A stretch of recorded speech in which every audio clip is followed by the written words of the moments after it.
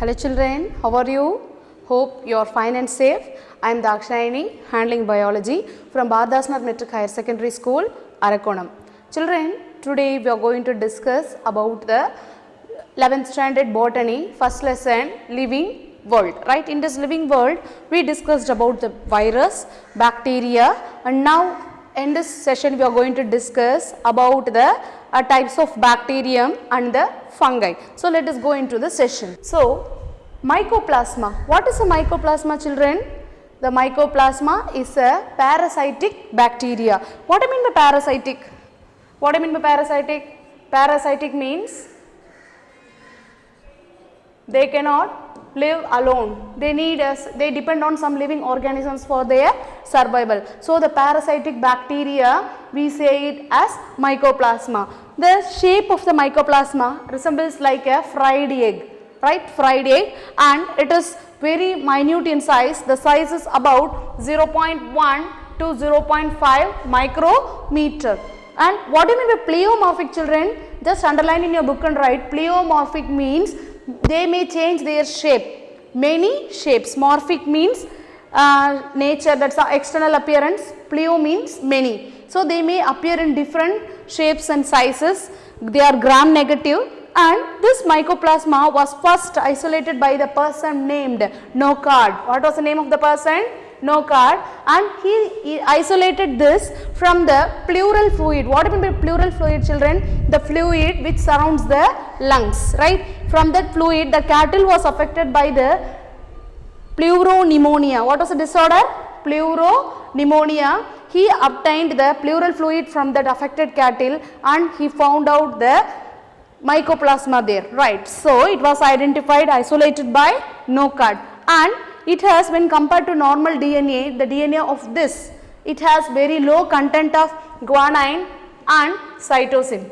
Guanine and cytosine are very less when compared to normal DNA, and it causes the diseases like, they may ask in 2 more question, what are the diseases caused by mycoplasma? So write down, children, little leaf of brinjal, right? That is, the leaf of the brinjal is very big, right? But it shortens due to this mycoplasma. And witch's broom of legumes, patani vagaigal, right? And phyllodes of cloves, it affects the leaves of the clove plant and the sandal spikes, and it affects the animals. The mycoplasma named Mycoplasma mycoides affects the animals and causes the disease called pleuropneumonia. So this is about the mycoplasma.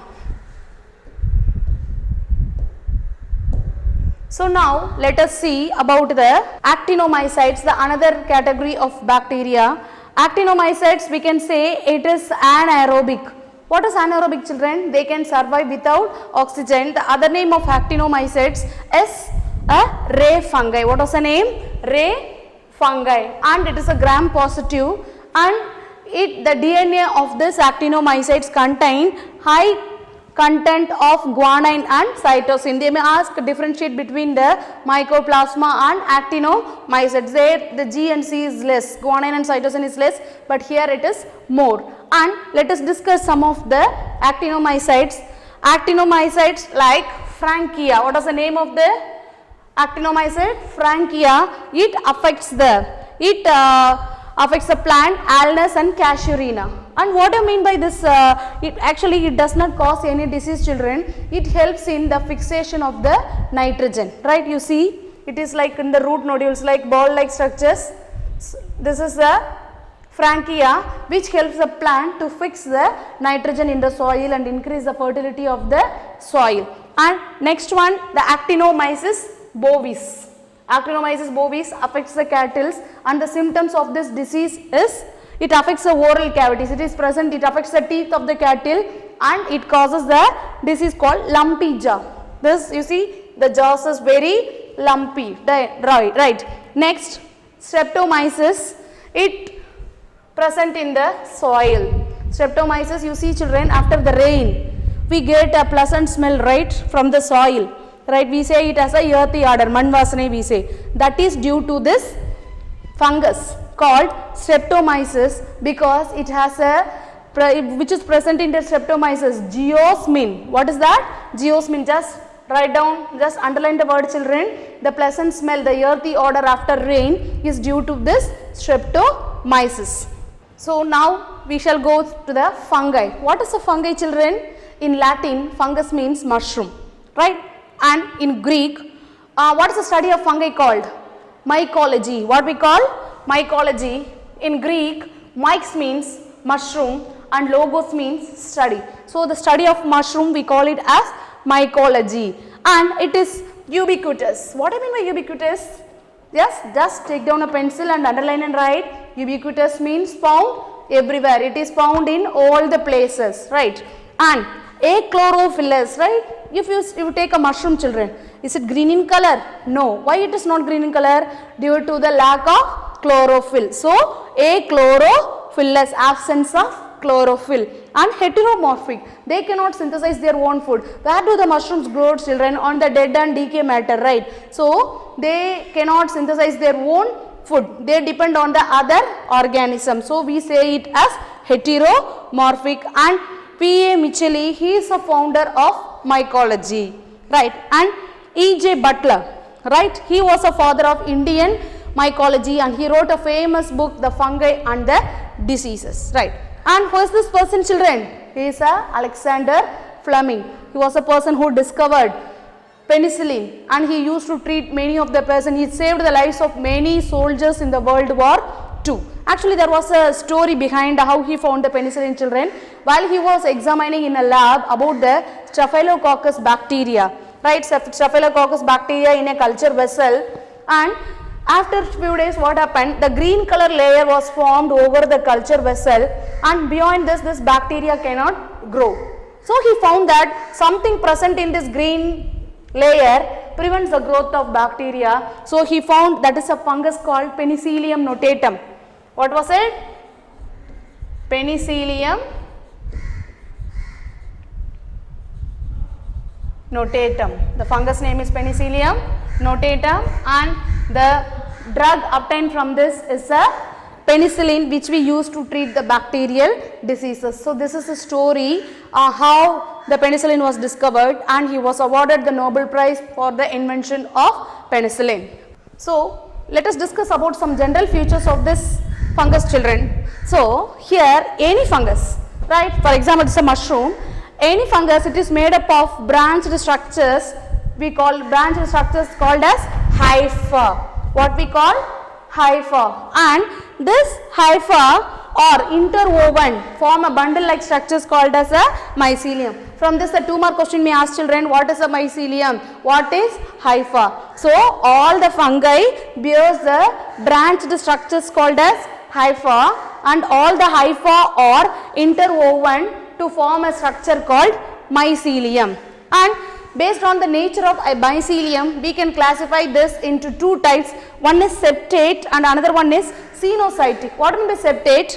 Here each cell, this is a cell, each cell is separated by a septum. So we call this as septate. Example for septate is fusarium, and aseptate means absence of septum between the cell. So we call this as cenocytic mycelium. Cenocytic, that is aseptate, absence of septate is seen in the albugo, seen in the fungi albugo. So this is about the mycelium.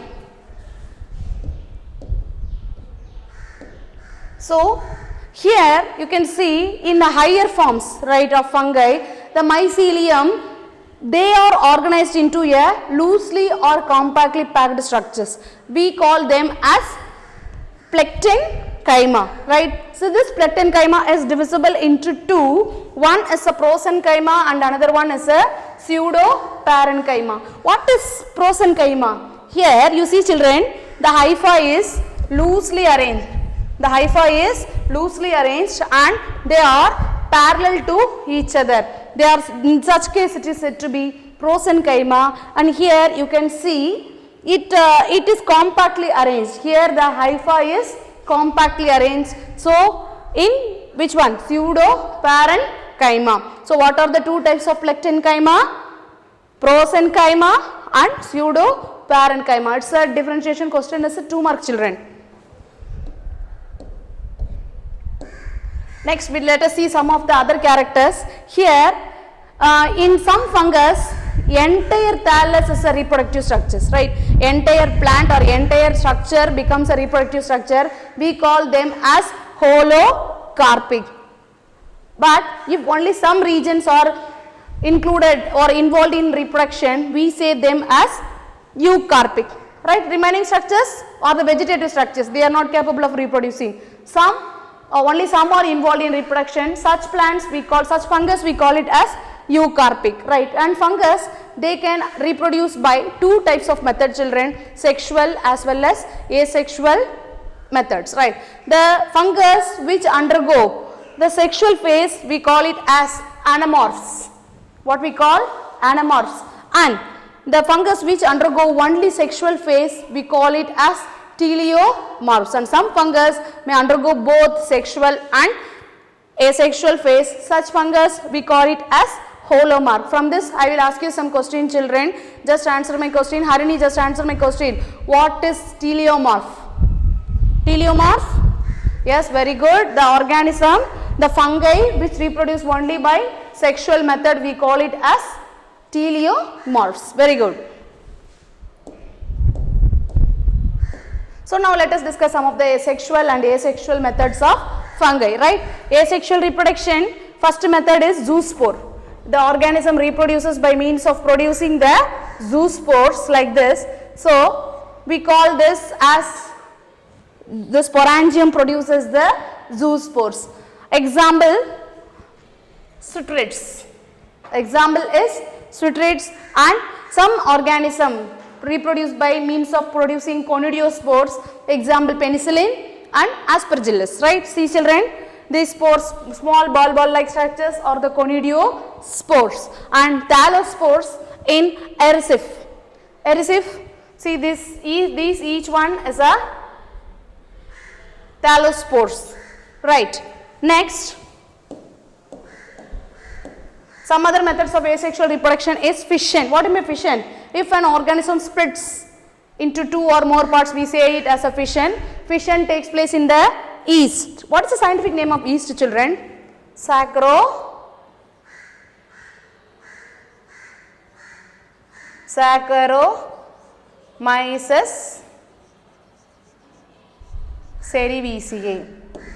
Right, so this is the scientific name of yeast. It reproduces both by fission as well as by the budding. And some reproduce, example, Fusarium reproduces by means of producing the chlamydospore. Chlamydospore. This we call it as, this is another method of asexual reproduction. So now let us go into the sexual reproduction, children. Sexual reproduction, first we shall, by the nature of the gametes, we can classify them as isogamy, anisogamy and oogamy. What do you mean by isogamy? The male and the female gametes are similar in, morphologically similar, right, like this. They are similar. Example is syncytium, right. And anisogamy, fusion of dissimilar gametes. Example is Allomyces, and the fusion of morphologically and physiologically dissimilar gametes, we call it as oogamy. Example, Monoblepharis. Here you see, children, the male gamete is different and large in size, and the female gamete is very large in size, and the male gamete sperm is very small and motile. Such fusion of gametes we call it as oogamy. And next, gametangial contact. Here the antheridium and the oogonium, the mother cells, they fuse to form the next generation. So we call this as gametangial contact. Gametangial contact, this is the oogonium and this is the antheridium, male part, right. The fusion of such gametes we call it as gametangial contact. Example is albugo. What's the example? Albugo. Next type of sexual reproduction is gametangial copulation. Here the gametangium fuses to form the zygospore. The gametangial, that's a parents fuse to form a zygospore. This type of copulation we call it as gametangial copulation. Example is Rhizopus. Rhizopus, a fungi which causes In the coconut, we can see the black color layers after few days, right? That is due to the formation of rhizopus. So it reproduces by means of gametangial copulation. And spermatization, what's the spermatization, children? Here the plant, that's a fungi called Neurospora, reproduces by means of producing microconidia.